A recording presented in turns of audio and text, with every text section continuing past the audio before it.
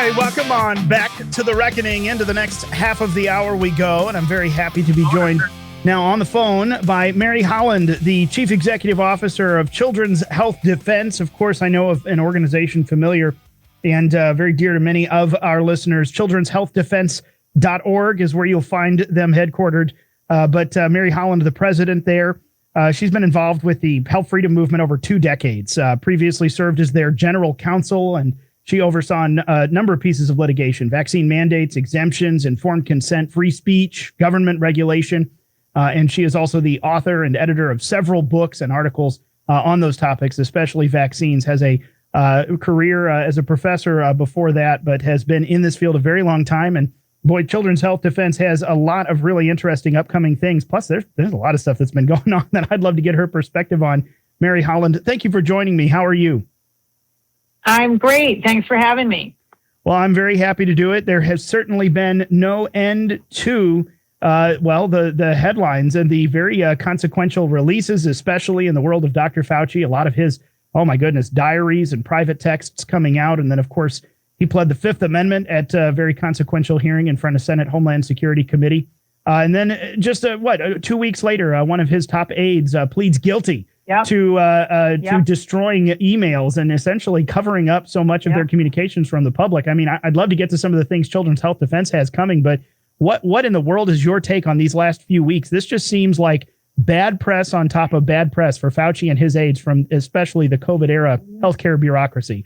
Well, the name of your show is Reckoning. I feel like the reckoning is finally beginning, and we're just at the beginning. But not only did Fauci take the fifth 111 times, and I was in that there as a spectator in the room, but Senator Paul has referred him for criminal contempt to the Attorney General's office.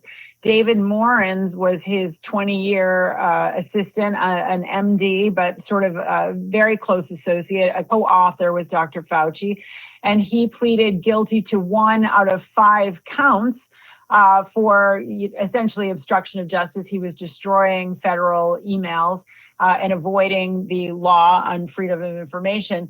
And we know that he is implicating other co-conspirators. It's identified one of them as Peter Daszak, the head of EcoHealth Alliance, and another doctor. And then very interesting, we published an article just today, a doctor from the CDC who was who embezzled funds from the CDC and left the country as a fugitive back to Denmark and is implicated in what we consider to be the fraud around autism and vaccines back in 2011.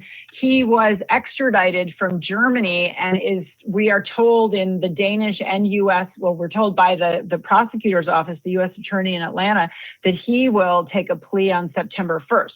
So we're finally starting to see the glimmer of some accountability and some truth-telling about the level of corruption and fraud around pandemics and around vaccines in general. So it's bittersweet. It's sort of horrifying to see that people would lie about these life and death matters, particularly of children. But that's the reality, and we're starting to see it all come out right now.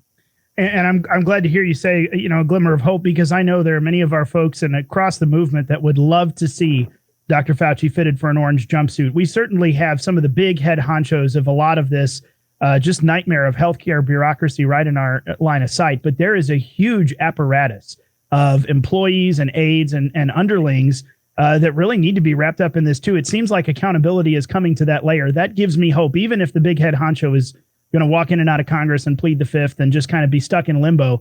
It looks like there's not only a cleanup moving forward in the administration, but also a bringing of accountability that we have so desperately needed. Is that going to continue, do you think? Oh, I think it's starting to unravel. I think this guy, Dr. Paul Thorson, who was a fugitive and was just brought back to this country really by luck. He's clearly going to be implicating other people. He may really implicate all of the people at the CDC who engaged in fraudulent studies to cover up the causation of autism from the measles, mumps, rubella shot and the thimerosal-containing shot. So there's real strings that finally are being pulled, and I believe they will lead to they must lead to further investigations and probably to further indictments. One step at a time. Oh, another person who's in jail right now. And again, I'm really happy to see this. There's a guy named Vincent Munster who works in a Rocky Mountain lab that's under the National Institutes of Allergies and Infectious Diseases. He was bringing back into the country from Africa samples of monkeypox and other, very infectious agents, and was doing so illegally. So he's in jail. So things are finally starting to move in this area in terms of prosecution, and it's frankly long overdue. Yeah. I was going to say long overdue and very welcome. I know that I'm thrilled to see it. I know many of us are. But let me sidestep and ask you, when it comes to what they're currently doing, here's a headline that kind of took me by surprise just in the last couple of weeks. I remember, months ago, the Pentagon removed a mandate across the entire force for the flu vaccine requirement. Now, within the last 2 weeks, I see that the new Navy policy taking effect immediately makes the flu shot mandatory again, not just for active duty sailors and trainees, but for some civilian employees as well. Is this, I thought we were moving away from this, and now it seems we're doubling back on a policy. What can you tell me about it? Well, this is very disappointing. In general, flu shots are not very effective. There's a big Cleveland Clinic study that showed comparing the outcomes for healthcare workers who got the flu shot and didn't get the flu shot, and the ones who got the flu shots were more likely to get the flu. They call that negative efficacy. So, the rationale for a flu shot is in and of itself questionable. It's very disappointing. We have a lawsuit right now against Secretary of War Hegseth, because one of the things we saw in COVID, and we detailed this in a film called Duty to Disobey, is they really didn't have a religious exemption process, and they are required to have a religious exemption process, and that is still the case, that they don't have an adequate process. But, our view at Children's Health Defense is that really mandates are not appropriate in today's world. Everything should be individualized medicine, and it's not in this case. Yeah, and that's a perfect segue. I want to make sure I leave time here at the end. I know we've got about 4 or 5 minutes left. I want to make sure we get to your CHD in DC conference. Let you tell us about that. But there's a great segue to this new film, Duty to Disobey, production of CHD, Tommy Burrow's production, just released in June of 2026. Tell me about that, because this is something, dutytodisobeyfilm.com, folks. You can go and look it up. But I think this would be something very interesting to most of our crowd, especially when it comes to U.S. service members and the orders they were given during the COVID. I call it the plandemic or the scamdemic. But what about this film?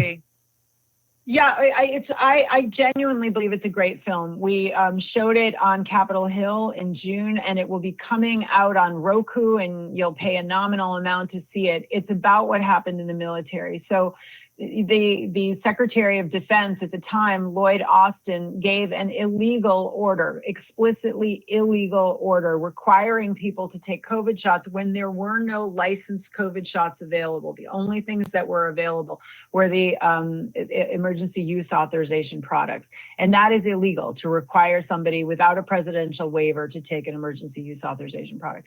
So finally, 2 years later, that was 2021, in 2022, and then Congress actually had to step in to remove the mandate. But a lot of damage was done, and this film interviews both the people who did take the shots and often had side effects, and the people who refused to take the shots, often for religious rationales, particularly because all of the COVID shots utilized aborted fetal cell lines in their development. And, it was a very rough road. They were literally ostracized. Some of them were beaten up. They were dishonorably discharged. Some of them ended up homeless. And many of them, even though the military now has a policy of reintegrating these people and bringing them back, they don't believe that there's been accountability yet in the military. And so they won't come back. And they won't recommend that they send their children into the military. And 80% of people in the U.S. military, it's an all-volunteer force, they come from military families. So this is a national issue. It's an issue of national defense. And, I do encourage people to see it. And you can come to our website, children'shealthdefense.org, to find out when it's generally available. But I will take the opportunity to talk about an amazing conference that we will be having a little bit less than a month from now in Washington, D.C., CHD in D.C. We have Senator Rand Paul, who led the committee that interrogated Dr. Fauci, where he pled the Fifth Amendment 111 times. Senator Ron Johnson, who has been the champion around people who are injured by the COVID shots, and now he's more generally a champion for people who have been injured by vaccines. Also, Representative Paul Gosar, who has a very important bill, the GRACE Act, which would basically provide religious exemptions to school children throughout the country. Several states, including New York and California, don't have religious exemptions at this point. We'll also have some key people from the media, from Epoch Times, from independent media, who will be talking about the media environment post-COVID. It's not yet censorship-free, but it is different than it was during COVID. And we know that the mainstream media is just straight propaganda and censorship. So it's really important for us to look at independent media and figure out what we need to do to protect that. Yeah, that's excellent. It looks like a fantastic conference. You can find that, folks, chdconference.org.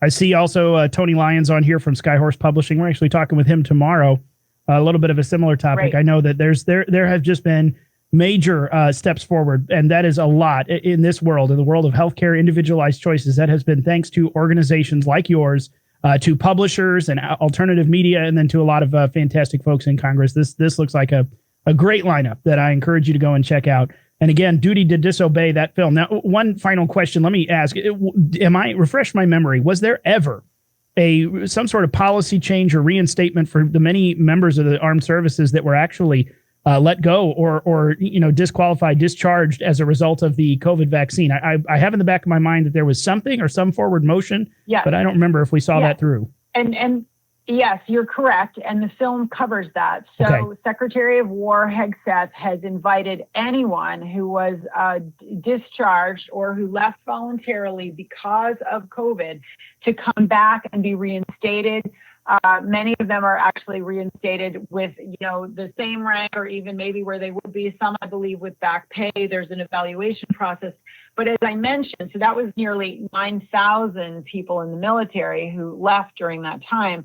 But many of them will not go back until they believe that there's real leadership restored and that there's been accountability for the military breaking the law. Yeah, absolutely. That's what we need. More accountability, more transparency, Children's Health Fund, Health Defense at the center of it all. Mary Holland, president of Children's Health Defense Fund, thank you so much for a little bit of your time and for some updates. We wish you all the best. Folks, there you go. children'shealthdefense.org. You can find it all there. CHD and DC conference next month. Duty to Disobey film is coming out soon to the general public. I encourage you to take a look. Thanks to them for all the work, and we got more stories to cover. We'll be right back here on The Reckoning. Don't go anywhere.